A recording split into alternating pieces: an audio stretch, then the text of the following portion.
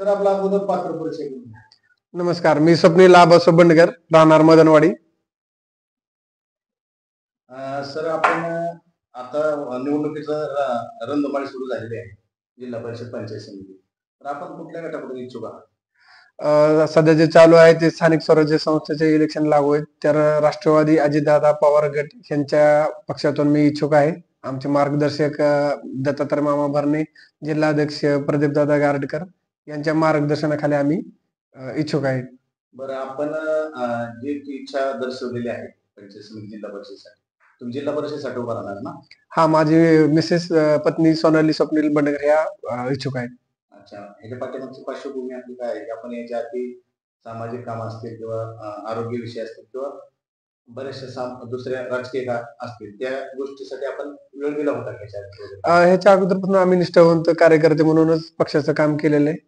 मागे काही छोटे मोठे उपक्रम केले होते की जे उदाहरणार्थ दहीहंडी असेल, महिलांसाठी जे होम मिनिस्टर पैठणीचा बक्षिसाचा कार्यक्रम असेल, परत तरुणांसाठी क्रिकेटचे मॅचेस म्हणा, लहान मुलांचं कबड्डी ह्यासाठी उपक्रम केले. तर माझी सामाजिक कार्य करायची माझी इच्छा आहे भरपूर. त्यानुसार माझी पावलं उचलत राहतो. भिगवण षटफळ गटातून अनेक मतदार उमेदवारांनी उमेदवारी मागितली आहे पक्षाकडे. तुम्हाला पक्षाने का उमेदवारी दिली? माझा नवीन चेहरा आहे, मी निष्ठावंत कार्यकर्ता आहे. तरुणांना संधी मिळेल अशी मला अपेक्षा आहे चांगली. आणि मी मुलांसाठी तरुणांसाठी दिवस रात्र अवेलेबल असू शकतो, राहतोच. त्यामुळे माझा प्राधान्याने विचार व्हावा पक्षाकडून. तुम्हाला जर संधी मिळाली तर तुम्ही जिल्हा परिषद गटात काय काय सुविधा देऊ शकता? बरेचसे प्रश्न आमचे तालुका आमदार आहेत त्यांनी मार्गी लावलेलेच आहेत. पण त्यातनं पण रस्ते, गटर, आरोग्याचा विषय असेल, तरुणांच्या क्रीडा संदर्भात विषय असेल, ह्या विषयाला मी प्राधान्य देईल त्या गोष्टींना. महिलांसाठी विशेष काय तुम्ही भरपूर विजन आहेत त्या. तरी आमच्या सरकार आता आपलं देतच आहे, लाडकी बहीण योजना आहेत.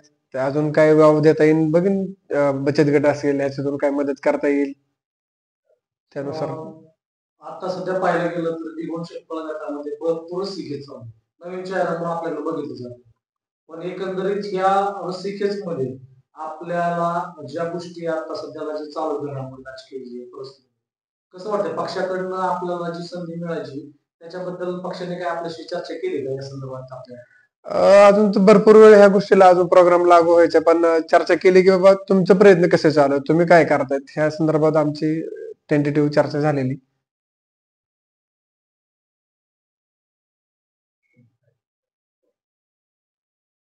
महिला आणि शेतकऱ्यांसाठी तुम्ही काय प्रयत्नशील आहात? महिलांच्या आरोग्याचा स्तर वाढवण्यासाठी प्रयत्न करणार. आणि जे जिल्हा परिषद कडून जे महिला विकास कल्याण कडून जे योजना आहेत त्या महिला बालविकास आणि महिला बालविकास महिला बालविकास नाही समोर बघा.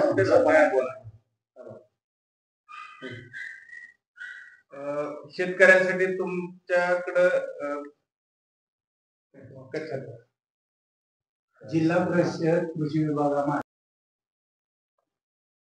पुणे जिल्हा परिषदेमार्फत अनेक योजना राबवल्या जातात. त्या योजना तुमच्या गटात राबवण्याचा काय माणूस आहे? पुणे जिल्हा परिषदच्या समजा भरपूर योजना आहेत. तर समजा कृषी विभागाच्या योजना असतील तर त्याच्या तळागाळात प्रत्येक माणसाला ती गोष्ट माहिती झाली पाहिजे. समजा उदाहरणार्थ त्याच्यात शेती अवजार, बी बियाणं, शेती अवजाराला जी सबसिडी 75% सबसिडी अवजारांसाठी साहित्यांसाठी ती गोरगरीब शेतकऱ्याला जागेवर घरपोच करायची मी सोय करणार. परत शेततळ्यांसाठी अनुदान आहे, 16,000 ते 1.25 लाखापर्यंतच्या आसपास अनुदान मिळतं. त्याची पूर्ण माहिती आणि योजना लागू कशी होईल यासाठी आम्ही प्रयत्न करणार. आता आपण जिल्हा परिषदेची निवडणूक लढवण्याची इच्छा व्यक्त केली. जर तुमच्या विरोधात म्हणजे विरोधी पार्टीने जर तुमच्याच घरातला उमेदवार जर दिला तर तुमची काय भूमिका असणार? आमचे आदरणीय अजितदादा पवार आणि जे दत्तात्रय मामा जे आदेश देतील तो आम्हाला मान्य असेल. जर समजा घरातला पुढचा उमेदवार आला तर तुमची भूमिका काय राहणार नेमकी? पक्षाशी प्रामाणिक राहणार आम्ही. म्हणजे पक्ष जो आदेश देईल तो आम्ही मान्य करून पुढे आमची वाटचाल चालू ठेवणार. मला उमेदवारी दिली तर मी तेवढ्याच ताकदीने पळणार. कोणी उमेदवार पुढचा असला तरी अगदी बंदगडाचा जरी असला तरी तुम्ही निवडणूक लढवणार. हो, लढवणार. ह्याच्या मागे पण आम्ही पक्षाचं जसंच काम केलं तसंच करत राहणार आम्ही. महिलांच्या सबलीकरणासाठी तुम्ही काय प्रयत्नशील राहणार? जिल्हा परिषद जे आमच्या योजना आहेत महिला बाल विकास कल्याण जे खाते आहे, त्याच्या ज्या सुविधा असतील त्या महिलांपर्यंत पूर्ण पोहोचवायचा प्रयत्न करणार.